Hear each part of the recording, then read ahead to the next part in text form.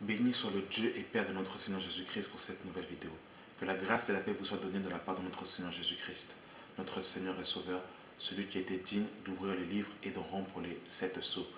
Alors j'aimerais nous parler encore de l'œuvre de la croix par rapport aux liens ancestraux, aux liens familiaux, afin que véritablement les chrétiens soient affranchis, soient délivrés de tout en fait faux enseignements, de toute mascarade, et que les chrétiens comprennent véritablement que à la croix, ils ont vraiment été libérés, ils ont vraiment été affranchis et que leur passé, en fait, n'a plus de conséquences sur eux.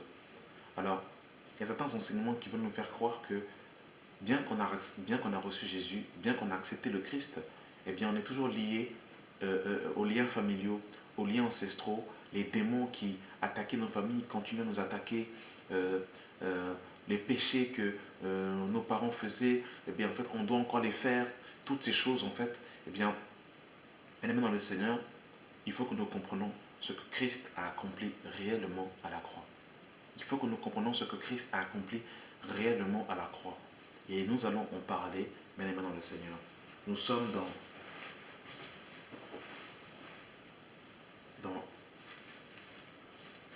1 Corinthiens chapitre 15. 1 Corinthiens 15,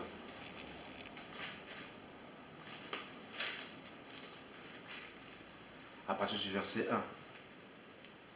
Je vous rappelle, frères, l'évangile que je vous ai annoncé, que vous avez reçu, dans lequel vous avez persévéré et par lequel vous êtes sauvés, si vous le retenez tel que je vous ai annoncé, autrement vous aurez cru en vain. Je vous ai enseigné, avant toute chose, comme je l'ai aussi reçu, que Christ est mort pour nos péchés selon les Écritures, qu'il a été enseveli et qu'il est ressuscité le troisième jour selon les Écritures. Alors qu'est-ce que ça veut dire? Cet acte ici que Christ a posé a une conséquence sur ta vie et sur ma vie. Nous sommes dans 1 Corinthiens chapitre 2, à partir du verset 1. Pour moi, frère, lorsque je suis allé chez vous, ce n'est pas avec une supériorité de langage ou de sagesse que je suis allé vous annoncer le témoignage de Dieu, car je n'ai pas eu la pensée de savoir parmi vous autre chose que Jésus-Christ et Jésus-Christ crucifié. Alors pourquoi est-ce que Paul insiste sur Jésus-Christ et Jésus-Christ crucifié? Alors, il faut comprendre, bien aimé dans le Seigneur, que lorsque Jésus est venu nous affranchir du premier Adam. C'est-à-dire en fait que quand Adam a péché, Adam a hérité d'une nature qui s'appelle le péché. Adam a hérité de la mort. Adam a été esclave de Satan et des démons. Adam, donc quand je parle de Adam, je parle du premier Adam bien sûr. Adam a été, en désobéissant, Adam déjà a connu la mort, premièrement. Parce que Dieu va dire que le jour où il mourrait le fruit de la connaissance du bien et du mal, il mourrait. Quand Adam a connu la mort, quand Adam a mangé le fruit de la connaissance du bien et du mal, Adam a été frappé par la mort. La Bible nous dit que le salaire du péché, c'est la mort. Donc quand il a mangé ce fruit, il a été plongé dans la mort. La mort, c'est quoi? Il a d'abord connu une mort spirituelle avant de connaître une mort physique. Parce qu'à la base, quand Dieu avait créé Adam et Ève, il ne les avait pas créés dans le but de mourir. Il les avait créés dans l'éternité. Mais en mangeant ce fruit, ils ont connu la mort et ils sont morts par la suite. Donc la première mort que Adam va connaître, c'est une mort spirituelle. C'est cette séparation et cette déconnexion avec Dieu. Il va connaître la mort. Ensuite, en connaissant cette mort, il va justement être déconnecté des choses divines, des choses spirituelles. Et en fait, par sa relation avec Dieu va commencer à devenir en fait une relation en fait d'un esclave avec son maître. Et du coup, en fait, Adam va avoir peur de Dieu. Adam, qui avait l'habitude d'être dans la présence de Dieu, d'entendre Dieu, lorsqu'il va tomber dans Genèse 3, Adam va entendre la voix de Dieu, il va se cacher loin de Dieu. Et le sentiment que le péché va produire, c'est la peur. Donc on voit que l'homme, quand il vient au monde, il naît dans la mort. C'est-à-dire que quand un enfant vient au monde, bien qu'il est vivant physiquement, mais en esprit, il est mort. Parce que son esprit est éteint et qu'il est déconnecté. Deuxièmement, il y a la peur. la peur en fait du péché. En fait, la nature que nous avons en fait nous met dans une situation de peur et nous empêche d'être dans la présence de Dieu. C'est la même situation qui s'est passée lorsque Dieu s'est manifesté sur la montagne et qu'il a parlé aux enfants d'Israël. Les enfants d'Israël ont dit à Moïse, toi parle à Dieu, nous ne voulons pas l'entendre. Les enfants d'Israël ont eu peur lorsqu'ils ont entendu la voix de Dieu et qu'ils ont vu les tonnerres. Donc, il y a la mort, il y a la peur, il y a la déconnexion avec Dieu, il y a la pratique du péché, il y a l'esclavage par rapport à Satan et ses démons, il y a l'esclavage par rapport justement au royaume de Satan, l'esclavage par rapport au système religieux, l'esclavage par rapport en fait au système des hommes. Et bien toutes ces choses en fait nous rendent liés, nous rendaient captifs en fait, nous rendaient en fait esclaves. On était les esclaves des hommes. Et il y avait en fait une séparation entre en fait, il y avait des inimitiés parmi en fait les hommes. C'est-à-dire en fait que les Juifs n'étaient pas en fait en relation avec les Grecs, par exemple.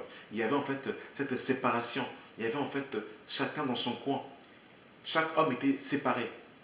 Voyez-vous, toutes ces choses en fait, la conséquence en fait du péché que Adam va produire.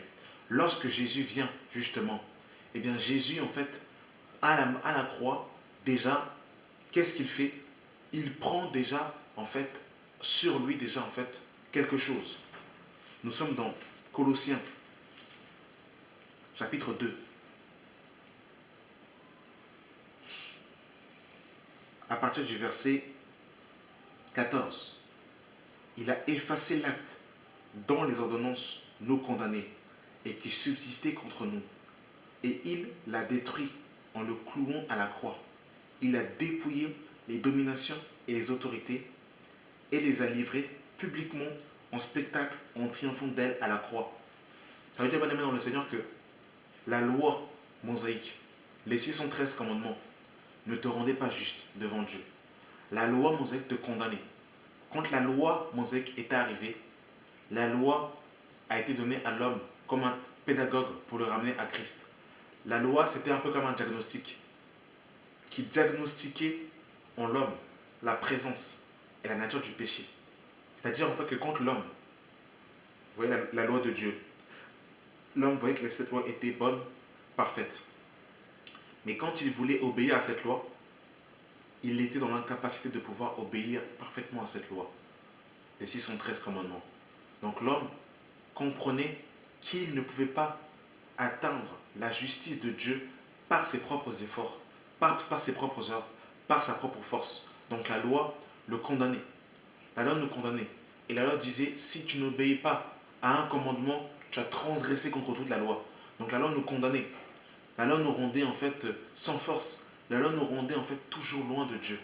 Et quand Jésus vient, Jésus justement efface l'acte dont les ordonnances nous condamnaient et qui subsistait contre nous. Autrement dit, la loi mosaïque. Christ met fin à la loi. Nous sommes dans Romains chapitre 10. Béni soit le nom du Seigneur Jésus-Christ. Merci pour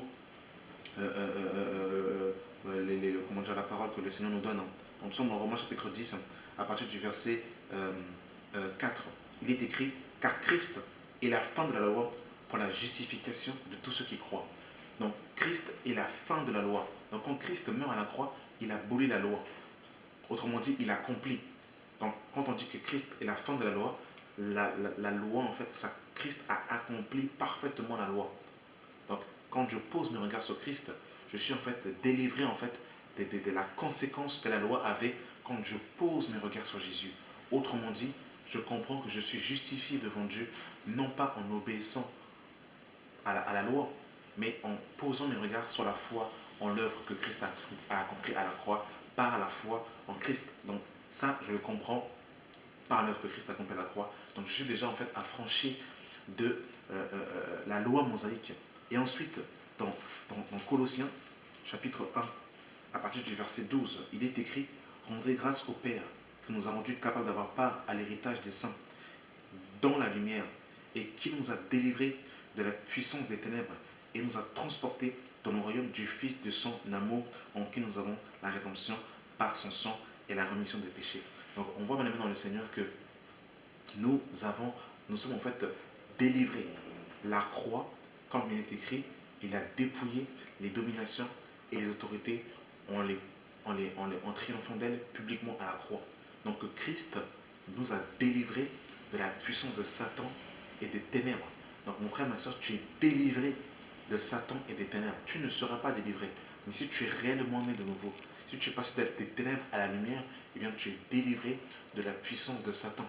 Et il t'a transporté dans le royaume de son Fils. Ça, il faut le considérer par la foi. Parce que c'est écrit, bien dans le Seigneur. C'est écrit et il faut le prendre et le saisir avec autorité et fermeté par la foi. Bien aimé dans le Seigneur. Voilà ce que la parole de Dieu nous dit. Donc, nous sommes délivrés de la puissance de Satan et des ténèbres. Nous sommes affranchis de cette loi par rapport en fait à la domination que Satan pouvait avoir sur nous. Nous sommes affranchis de ça.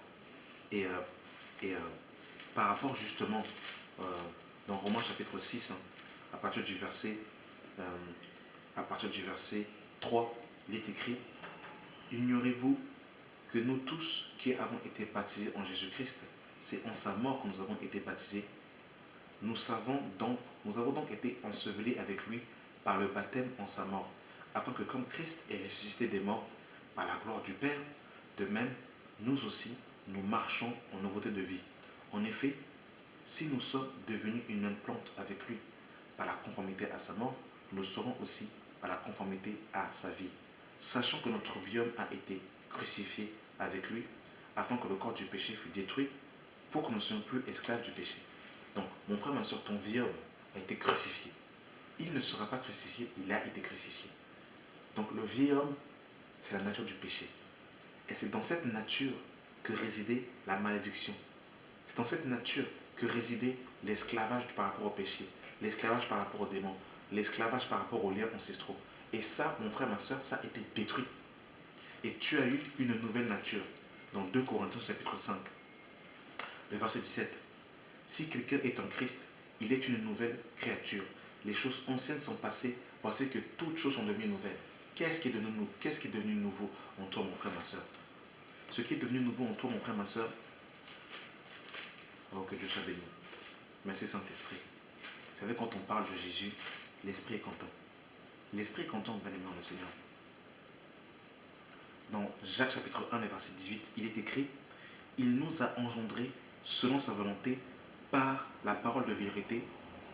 Voyez-vous, bien aimé dans le Seigneur, il nous a engendrés selon sa volonté par la parole de vérité.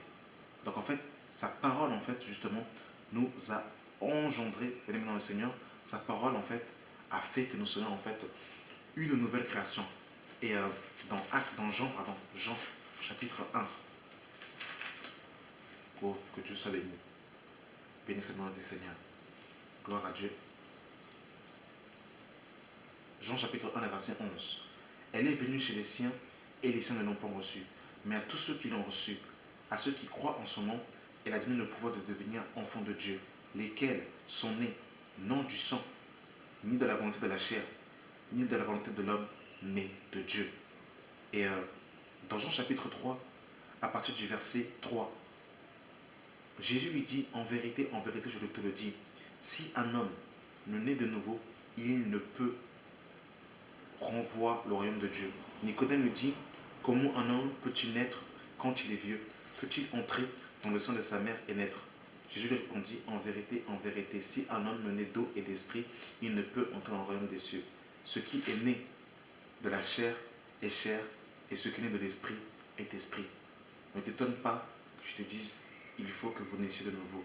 Le vent souffle où il veut, tu entends le bruit, mais tu ne sais où il va. Il en est de tous ceux qui sont nés de l'esprit. Donc, quand tu es devenu une nouvelle création, ce qui est nouveau en toi, c'est un nouvel esprit. Dieu recrée en toi un esprit nouveau. Et cet esprit, c'est à cet esprit que le Saint-Esprit vient à y habiter. Selon Romains chapitre 8, le verset 16, l'esprit rend témoignage à notre esprit que nous sommes enfants de Dieu. Donc, le Saint-Esprit vient se sceller à ton nouvel esprit. Et là, du coup, tu es une nouvelle création. Tu es le fils du Père Céleste. Tu es son enfant. Tu es dans le royaume de la lumière et tu es délivré de la puissance des ténèbres. Tu es délivré du vieil homme. Tu es délivré de la nature du péché. Tu es délivré des liens ancestraux, des liens en familiaux. C'est fini tout ça. Il n'y a plus de liens. Donc, mon frère, ma soeur, soyez affranchis dans la vérité de la lumière de Dieu et ne courez plus après les hommes. pour recevoir une délivrance quelconque, pour avoir en fait, être délivré par rapport à ton tonton, à ta tata, à ta mère, à ton père, à ta grand-mère du village, pour que tu sois délivré par rapport à tout ça. Tu es délivré, mon frère. Tu n'as pas besoin de payer une offrande quelconque pour recevoir la délivrance, parce que Christ l'a déjà fait à la croix. Tu n'as pas besoin de jeûner à sec pour être délivré par rapport aux démons, parce qu'en fait, tu es délivré de la puissance des ténèbres. Tu n'as pas besoin, mon frère, ma soeur, d'envoyer le feu toutes les nuits à 3 heures du matin pour chasser les démons, pour que les démons ne viennent pas, en fait, entre guillemets, te rendre esclave, parce que tu as été affranchi. Ça, Christ l'a déjà fait, et tu dois tout simplement le considérer par la foi. Donc tu es délivré, tu as franchi, les chaînes ont été cassées, les chaînes ont été brisées. Oh Jésus de Nazareth, ah mon maître, j'aime Jésus, c'est cassé, c'est-à-dire ça a été brisé, mes amis bien-aimés dans le Seigneur. Christ a détruit les chaînes de l'enfer. Oh mes amis, Christ a détruit les chaînes du péché. Christ a crucifié le vieil homme. Christ a rendu publiquement, en spectacle, les démons et toutes ces choses. Il les a détruits. Bien-aimés dans le Seigneur, quelle victoire, quelle assurance nous avons en Jésus de Nazareth. Il faut considérer ces choses. Les chaînes de l'enfer ont été brisées, mon frère, ma soeur. Tu es enfant de Dieu. Tu n'as plus de lien avec Satan. Si toutefois tu es passé par la véritable nouvelle naissance, eh ben, réjouis-toi. Réjouis-toi, mon frère, ma soeur, parce que ces choses ont été détruites et ont été brisées. Béni soit le nom du Seigneur. Affermissons-nous dans l'homme nouveau et dans l'œuvre que Christ a accompli à la croix. Merci d'avoir pris le temps de regarder cette vidéo et que toute l'honneur et la gloire soit rendue à notre Seigneur et Sauveur Jésus-Christ et à l'œuvre qu'il a accomplie à la croix. Amen.